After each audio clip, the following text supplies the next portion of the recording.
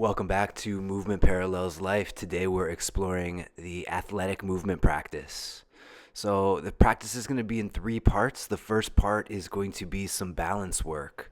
If you can find a suitable railing for yourself, or if you can find a curb, even a 2x4, even a piece of tape on the ground, something to just start to work on balancing on a narrow surface. That's where we'll begin for about 15 minutes of open practice. I didn't line out any specific skills in this portion, but hopefully you can get some ideas from just watching me. But as you'll see, I had a bit of a rough go this session, a little bit of shakiness, a few falls off the bar, and sometimes that's just how it goes, all in the game. So once you've identified your particular context, your place where you want to practice your balance, then you're just going to want to start playing around with moving forward and moving backward. The primary concept here is keeping your center of gravity over your feet and trying to relax your upper body. You don't want to be overly stiff. Now, you'll see me using a lot of counterbalancing movements as I'm working on this railing that's a pretty narrow surface of support. I'm trying my best to not get overly tense when I'm balancing. You'll see that I'm using a lot of counterbalancing movements with my arms and my free leg even. I want to make sure that my neck, shoulders, and arms don't get overly tense, because once I start to fall, it's going to be much harder to recover from that point.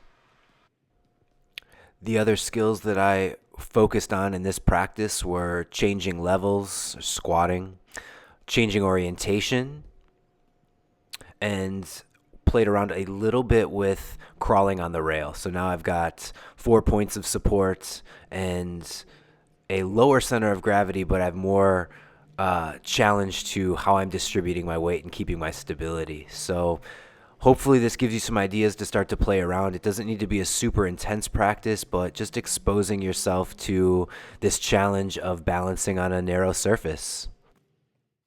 We're going to work agility next. These drills are taken right from the Fighting Monkey practice, if you want to check out the source. I'm going to set up a pentagon with my Jenga blocks here. 5 sticks around the perimeter, 1 in the middle, and this is going to be my context to develop footwork, hand-eye, and foot-eye coordination. I start in a split stance on the balls of my feet, very light, very bouncy, and I begin moving in and out of the pentagon. The goal here is to move around the sticks, pass through the sticks, without bringing the feet together or compromising your base of support. So at all times, I'm trying to keep my center of gravity over my feet, keeping those body weight centers aligned, and moving as fluidly as possible around and through the pentagon. This is going to take some time, so feel free to press pause, watch this a few times, and just play around, get acclimated.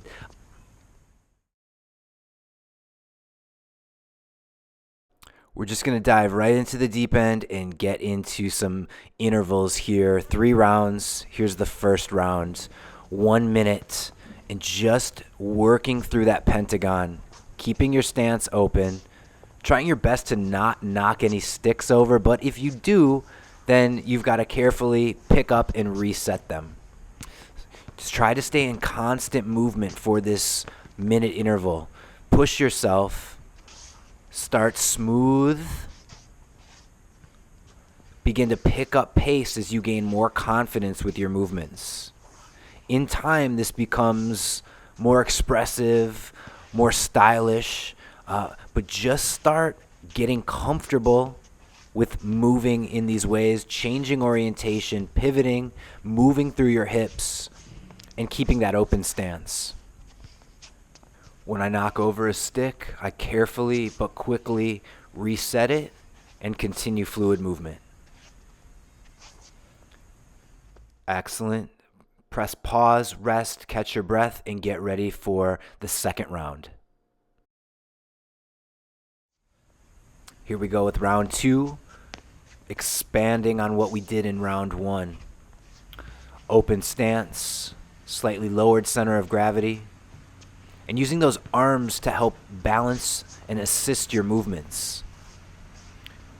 You can play with incorporating reaches, reaching down for those sticks, reaching down to tap the ground. Also focus on pushing and gliding around and through the pentagon.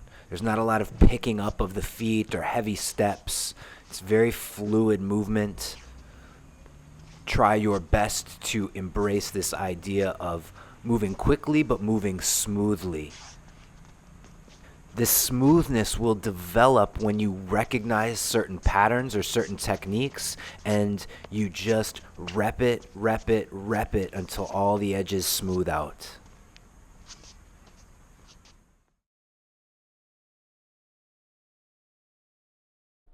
All right, you guys, last round on our agility practice. We're going to boost it up, though, a 2-minute round here. Now, you've had a little bit of time to practice, and you've taken some breaks to process and just kind of figure out what's going on with these movements. And just give yourself some time to adapt. It may take a few sessions, a few weeks to really start to get the hang of this. And this is really unique what we're developing here. Outside of just a natural movement practice, we're starting to develop some capabilities and tap into some movement potential that we might not necessarily see without really throwing ourselves into some unique situations. So this is really the whole idea of the athletic movement practice, is to get us ready to meet the demands of sports or more fluid movement disciplines like dance or combat martial arts, putting ourselves in these situations that force us to be more responsive and adaptive with our movements. And these are just good points to keep in mind, because this practice can feel really awkward or really clumsy, and it can be very easy to get down on ourselves or get frustrated. Don't. Just view this as developing some parts of your athleticism, as parts of your fitness that you haven't really tapped into before, potentially. So give yourself some time, patience. Everything will come together in its due time. One final progression that I'll show is picking up and resetting the sticks. So I'll lower my center of gravity and reach down to grab a stick quickly, and then I'm back up onto my feet into my bounce. When I reset, I'm lunging forward, again lowering the center of gravity, but not compromising my ability to be aware of my surroundings. There is a lot of dynamic deceleration and acceleration here, which makes this great for conditioning your legs. That's the end of our round. Great work. We're moving on to flow practice next.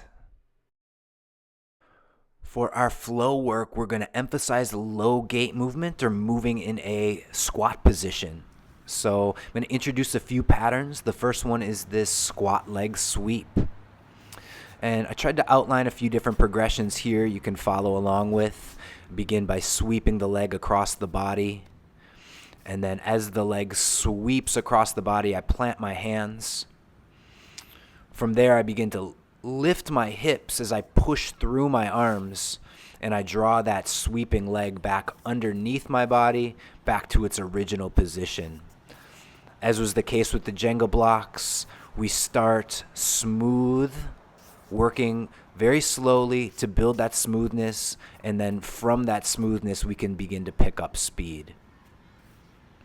So if you can start to deconstruct this movement, it's a little bit more complex, but take your time with it. It's all about first understanding the sequence, and then finding the timing behind it. You have to understand the step-by-steps that are occurring in this movement, and then figuring out how to link them all together. So rewind the video, pause, practice, do whatever you need to do to start to get a handle on this particular tool or pattern of movement. It may come very quickly to you. You may find fluidity today, or it might take a few sessions, but don't get down on yourself. Our bodies always need some time to process. So Just be diligent, it'll come.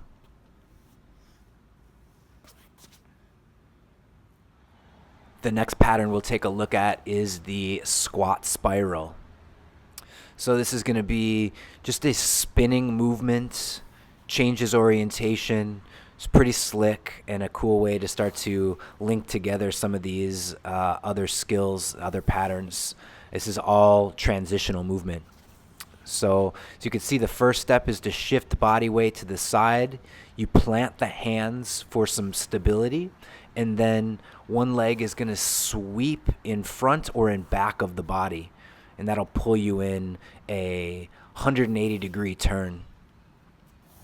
That's a good place to start, just getting fluidity and linking these spiral turns. The balance is so crucial to this movement. So make sure that you use your hands to give yourself the proper stability, and do be thinking about maintaining your center of gravity over your base of support in order to stay balanced. Take this time to practice this pattern in isolation.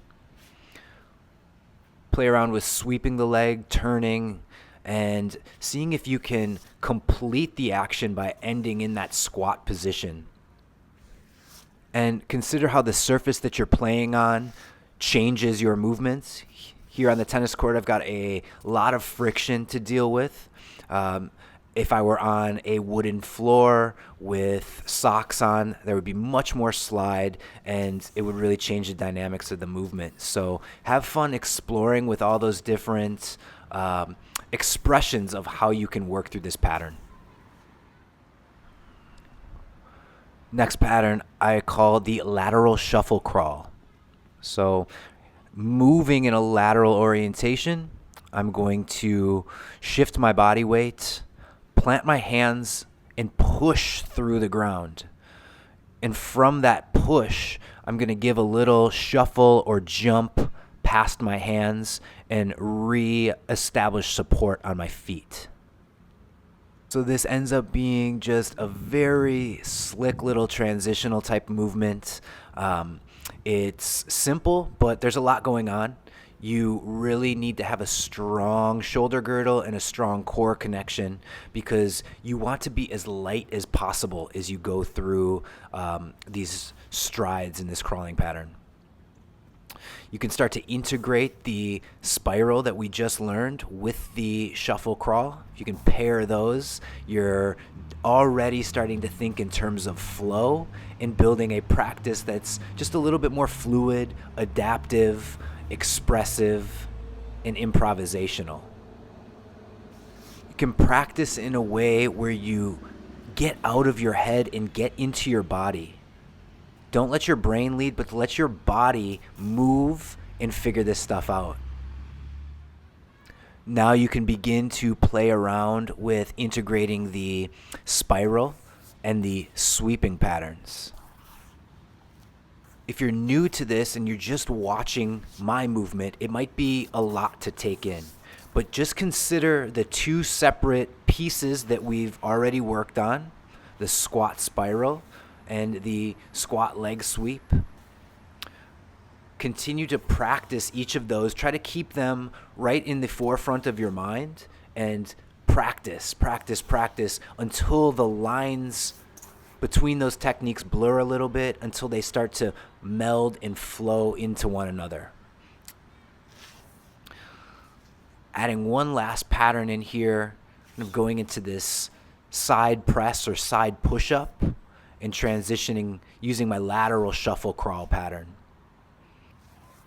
Your practice is the most important part here, as it ingrains these patterns in your body, so you're able to fluidly connect them and reach this state of flow. Again, you've got to be patient with yourself. It takes time, but when you put the practice in, you'll start to see how all these different patterns begin to link together, the lines blur, and all of a sudden you're just in a different world. We're going to wrap our practice today with just a few minutes of flow. And this is your time, your opportunity to move and connect with your body. You're not necessarily trying to keep up with what I'm doing. It's not choreographed, but I just want you to explore the patterns that we've been talking about today and just get comfortable with them. Set an intention and just move. Let your body lead. If you're new to this type of practice, your challenge is going to be letting go. Letting go of your fears and inhibitions, letting go of your mind chattering about whether or not you're doing this right. Just let go, fall into the moment, and enjoy your practice. And so this is where I'll leave you today to get lost in your flow. I want to thank you for taking the time to watch this video. For everyone out there who has subscribed recently, thank you so much for your support. If you have any comments, any feedback, I'd love to hear from you, and I'll keep the videos coming. We'll see you next time.